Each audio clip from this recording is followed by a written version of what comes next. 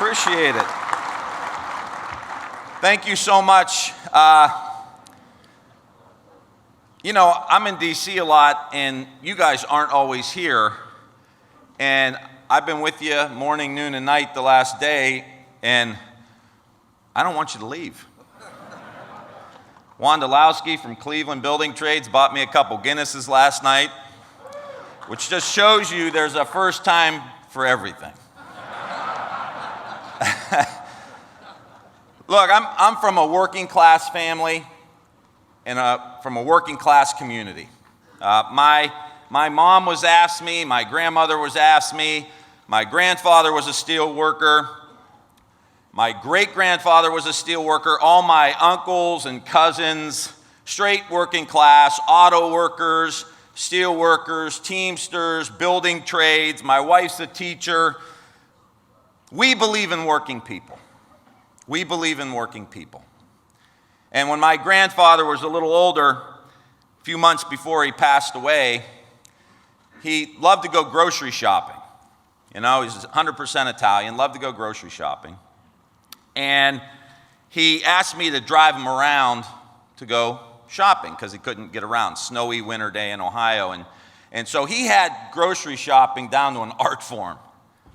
He went to this store on one side of town because the bologna was on sale for $10 or whatever it was, all the way back to the other side of town because the provolone cheese was on sale over there.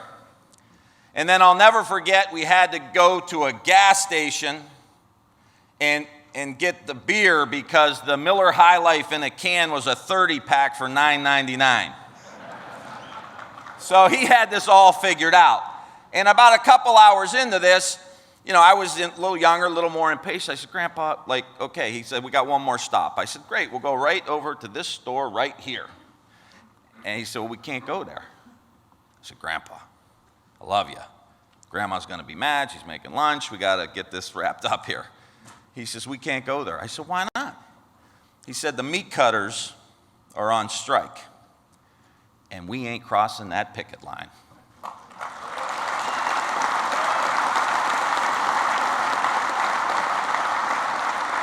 Now, that's how I was raised. That's how you were raised. My grandfather didn't know the terms of the contract. He didn't know if it was about hours, working conditions. He had no clue. But all things being equal, we're on the side of the worker. And I think the problem in the United States for the last 30 or 40 years, in communities like the ones I come from in Northeast Ohio and the ones I represent, is that the workers have been on the back burner. It's been all about, well, if the investment bankers are doing okay, we're all doing okay.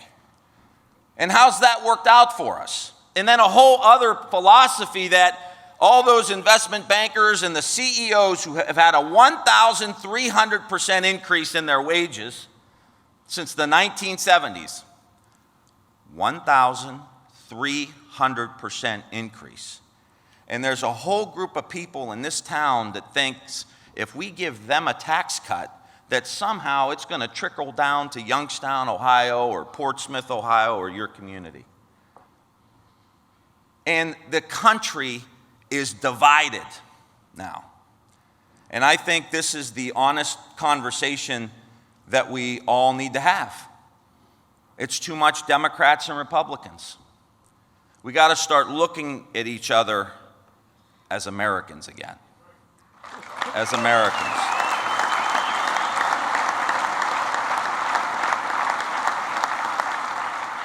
And when we do that, when I look you in the eye and I see you as a fellow American, and you see me as a fellow American, something really special starts to happen. We start to remember what we can do, We start to remember what's possible, what we've done. And to me, that's the key of getting out of this mess. I mean, this place is so divided. We're in this huge competition with China right now. Huge, right? They've been at war economically with us for 40 years, right? 40 years they've been trying to come after us and displace us economically. They're building islands in the South China Sea, right? They told us in 2015 they're not going to militarize those islands. Guess what? They got bases on them now, flying airplanes on and off, right? They're going all in on infrastructure. We're so happy about this infrastructure bill that we passed. It's 1% of our GDP. China spends 7 to 9% of their GDP every year on infrastructure. They're going all in. They dominate 52% of the electric vehicle market. They have a rail line that goes from Rotterdam to Beijing. They're signing long-term raw material contracts in African nations for all the precious metals and rare earths that are in our phones, our computers, our weapon systems, our cars. And now they're building bases on the continent of Africa to protect those long-term interests. They have a 10-year plan, a 30-year plan, a 50-year plan, and a 100-year plan. And in the United States, we are trapped in a 24-hour news cycle talking about really dumb shit like Dr. Seuss.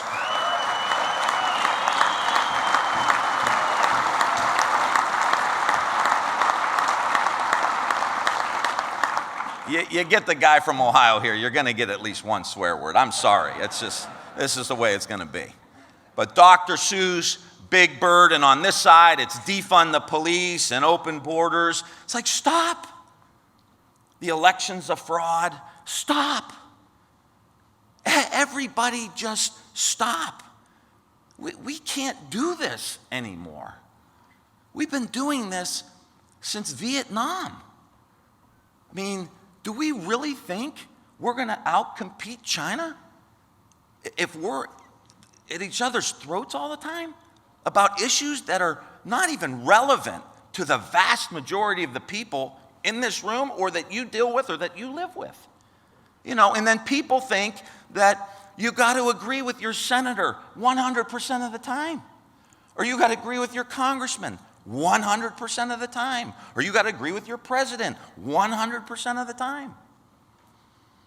I ask these people with all sincerity, are any of you married?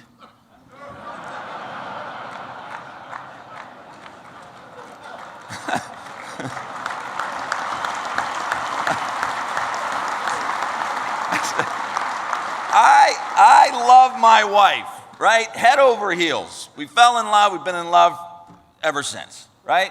Great mom, first grade teacher, raises our kids. I'm running around everywhere. She's manning the fort, taking care of business. If her and I have 10 conversations in one day, okay, and we agree on 5 of them, we will crack a bottle of wine and celebrate how great our marriage is. So why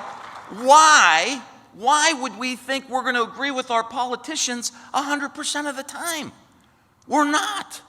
Let's figure out the 4 or 5 or 6 things that we really need to do to outcompete China, to rebuild the middle class, infrastructure, jobs, wages, pensions, bread and butter, educating our kids, taking care of the opiate issues, mental health in our communities and then in our schools. Like, there's some basic stuff, and we could fight about those things and figure out how best to do it. And maybe we agree on 5 or 6 out of 10. Table the 3 or 4, right? Punt on those and get the 4 or 5 that we can get done. You guys do that all the time with your contracts, right?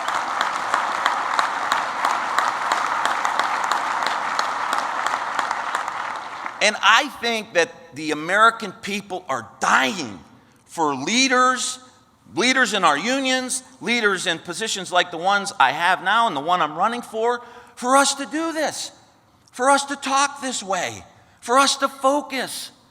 I mean, there is one country right now that could pick up the phone and call Vladimir Putin and end this atrocity in Ukraine. And that's the country of China. And they're looking the other way. And here's what's at stake for us as a country, as Americans. Here's what's at stake.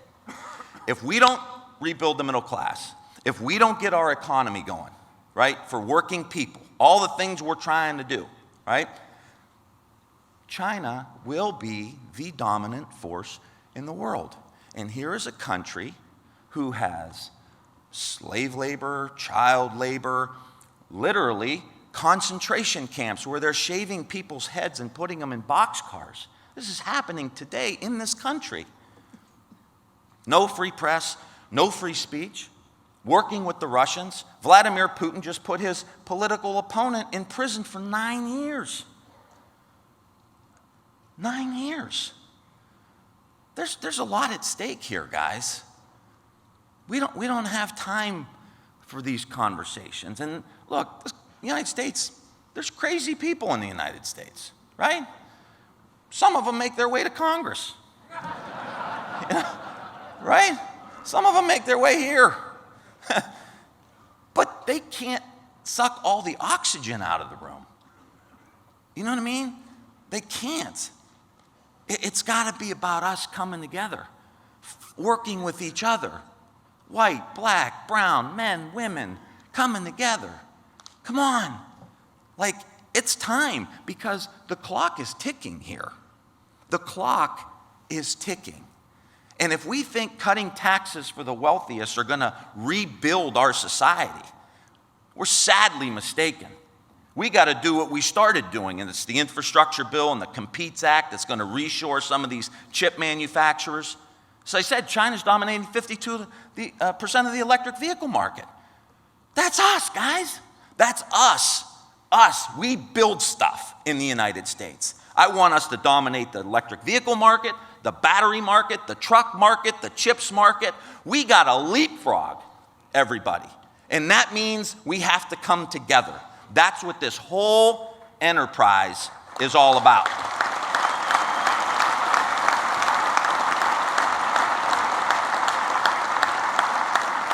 And I just want to thank you for your grit. You're grinders, man. You guys are grinders. And I appreciate it, and we appreciate it. And you have to help us shift the culture in the country. Because if we think we're going to keep fighting about all this stuff, we're going to lose. You have to help us. You have to walk out of this place this week, right? Not only do a detox for your livers, okay? It's funny because it's true. But you have to leave here, and you have to go back to your unions and your states, and you have to say, we don't have time for that conversation. We don't have time for that, right? We got to focus. You are the leaders. You are the quarterbacks in your own union. That's how this has to go, because the window, my friends, is closing. They are coming after us. They are coming after us. And so it can't be Democrat or Republican. Look, I could get in a fight. I'm Irish. I'm down with that. You know the old Irish saying, is this a private fight or can anyone get into it? So I'm good with if we got to. I'm good if we got to. But the focus has got to be building stuff. Think about this for 1 second. Our kids all over this country are driving and having their parents drive them to a McDonald's to download their homework because they don't have access to quality internet. China is producing double the amount of STEM graduates that we're producing here. The dumbest thing we ever did in this country is tell everybody they have to go to college. We got rid of shop class. Like, we've got to get back more shop class, more joint vocational, more apprenticeships, more focus on the skilled trades.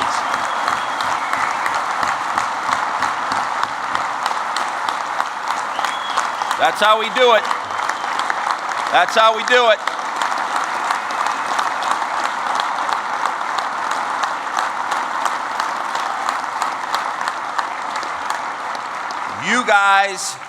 You guys got to carry that message for us so that we can ultimately do this and do it together. I'm going to tell you 2 real quick stories because Senator Schumer's here and I want to make sure he's my future boss, so I got to suck up a little bit here.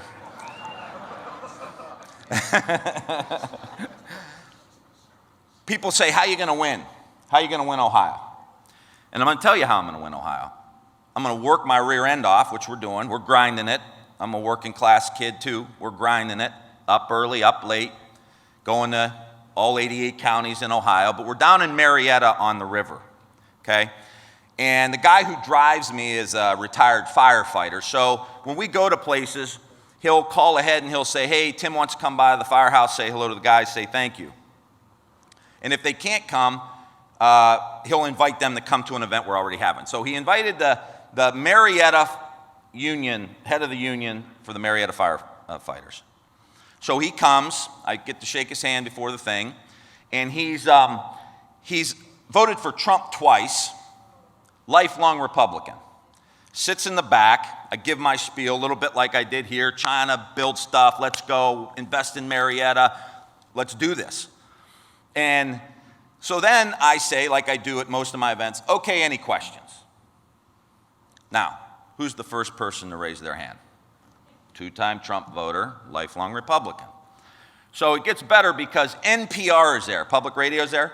They want to do a national story about me.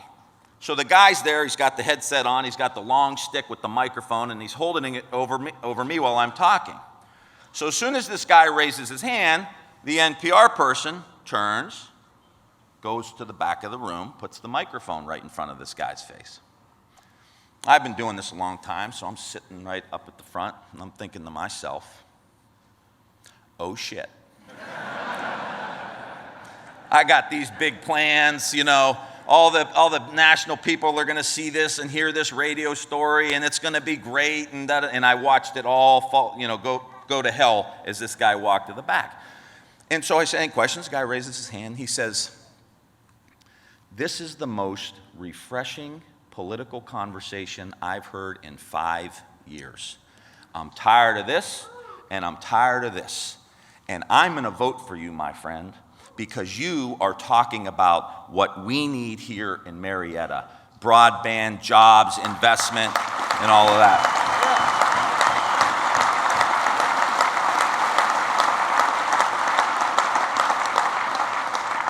I know it may be unique, but that's how you win elections. You talk about the things that the people who are going to vote for you want, and you fight for them, and you go to bat for them.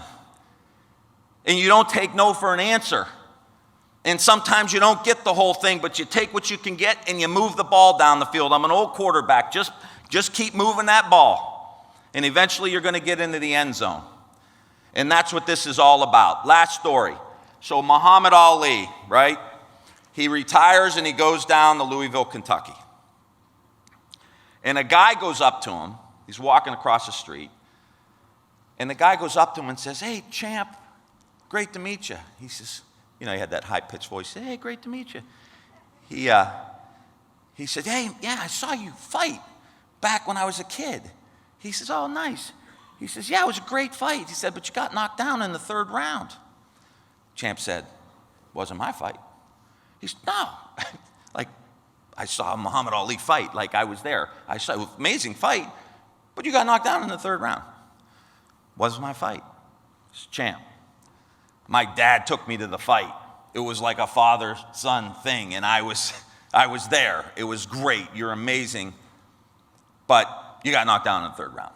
Champ says, wasn't my fight. Because I ain't never been knocked down. I'm either up or I'm getting up. And I feel that way about the unions. You guys have never been knocked down. You're either up or you're getting up. Working class people have never been knocked down. You're either up or you're getting up. The trades have never been knocked down. You're either up or you're getting up. The United States of America has never been knocked down. We are either up or we're getting up. Thank you so much.